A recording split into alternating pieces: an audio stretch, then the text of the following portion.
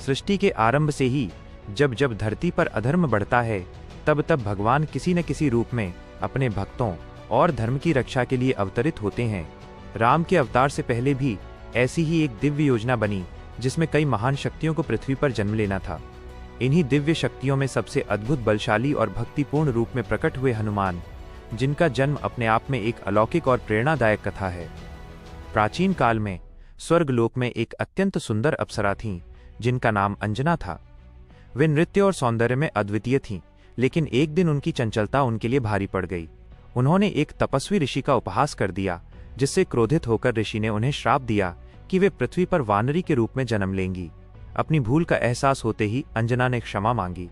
तब ऋषि ने कहा कि जब वे भगवान शिव के अंश से उत्पन्न एक महान पुत्र को जन्म देंगी, तभी उन्हें इस श्राप से मुक्ति मिलेगी। ये सुनकर अंजना ने इसे अपने जीवन का उद्देश्य बना लिया। पृथ्वी पर आने के बाद अंजना का विवाह वानर कुल के महान और पराक्रमी राजा केसरी से हुआ। केसरी अपनी वीरता और धर्मनिष्ठा के लिए प्रसिद्ध थे। विवाह के बाद भी अंजना ने अपनी तपस्या नहीं छोड़ी और वे निरंतर भगवान शिव की आराधना करती रहीं।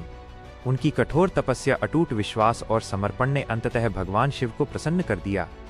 भगवान शिव ने उन्हें वरदान दिया कि वे स्वयं उनके पुत्र के रूप में अवतरित होंगे। यह केवल एक वरदान नहीं था, बल्कि आने वाले समय में धर्म की स्थापना के लिए एक दिव्य योजना का महत्वपूर्ण हिस्सा था। उसी समय अयोध्या में राजा दशरथ पुत्र प्राप्ति के लिए एक भव्य यज्ञ कर रहे थे।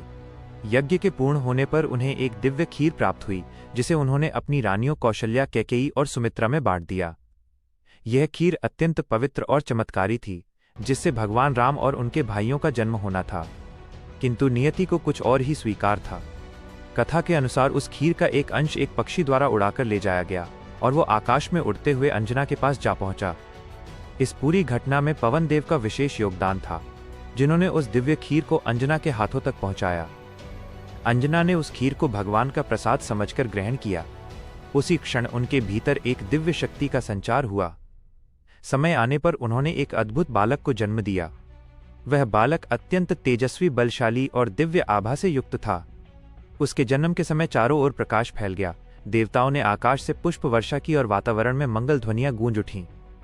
ये बालक कोई साधारण नहीं था, बल्कि भगवान शिव का अंश था, जो आगे चलकर हनुमान के नाम से प्रसिद्ध हुआ। बाल्यकाल में हनुमान जी अत्यंत चंचल, निडर और अपार ऊर्जा से भरे हुए थे। उनकी शक्ति का कोई अंत नहीं था और वे अपनी शक्तियों का प्रयोग खेल खेल में ही कर लिया करते थे। एक दिन उन्होंने आकाश में उगते हुए सूर्य को देखा। लाल लाल चमकते हुए सूर्य को देखकर उन्हें वह एक स्वादिष्ट फल प्रतीत हुआ। बिना कुछ सोचे समझे वे उसे खाने के लिए आकाश में उड़ पड़े। उनकी गति इतनी तीव्र थी कि वे कुछ ही क्षणों में सूर्य के निकट पहुंच गए। यह दृश्य देखकर सभी देवता चिंतित हो उठे। देवताओं के राजा इंद्रदेव ने उन्हें रोकने के लिए अपने वज्र का प्रयोग किया। वज्र के प्रहार से हनुमान जी नीचे गिर पड़े और उनकी ठोड़ी पर चोट लगी। इसी घटना के कारण उनका नाम हनुमान पड़ा, क्योंकि हनु का अर्थ ठोड़ी होता है। अपने पुत्र को घायल देखकर पवन देव अत्यंत क्रोधित हो गए। उन्होंने पूरे संसार में वायु का प्रवाह रोक दिया, जिससे समस्त जीव जंतु और देवता संकट में पड़ गए। सांस लेना कठिन हो गया और चारों ओर त्राही त्राही मच गई। स्थिति की गंभीरता को समझते हुए सभी देवता एकत्र हुए और पवन देव को शांत करने के लिए हनुमान जी को अनेक वरदान दिए। ब्रह्मा ने उन्हें अजेयता का वरदान दिया, इंद्र ने अपने वज्र के प्रभाव को समाप्त कर दिया, सूर्य देव ने उन्हें ज्ञान और विद्या प्रदान की, वरुण देव ने उन्हें जल से सुरक्षित रहने का वर दिया और यमराज ने उन्हें मृत्यु के बंधन से मुक्त रहने का आशीर्वाद दिया। इन सभी वरदानों से हनुमान जी और भी शक्तिशाली, तेजस्वी और अमर हो गए। तब जाकर पवन देव शांत हुए और संसार में फिर से जीवन सामान्य हो सका। हालांकि हनुमान जी बचपन में बहुत शरारती भी थे। वे ऋषियों के आश्रम में जाकर कभी कभी उन्हें परेशान कर देते थे। उनकी इन हरकतों से तंग आकर ऋषियों ने उन्हें श्राप दिया कि वे अपनी शक्तियों को भूल जाएंगे जब तक कोई उन्हें उनकी शक्ति का स्मरण नहीं कराएगा। यही कारण है कि आगे चलकर जब जामवंत ने उन्हें उनकी शक्ति का स्मरण कराया, तब उन्होंने अपने भीतर छिपी अपार शक्ति को पहचाना और असंभव कार्यों को भी संभव कर दिखाया।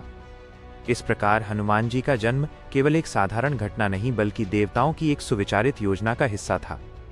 वे भगवान शिव के अंश, पवन देव के पुत्र और अंजना केसरी के लाडले थे। आगे चलकर वे भगवान राम के सबसे बड़े भक्त बने और उन्होंने अपने जीवन का हर क्षण उनकी सेवा में समर्पित कर दिया।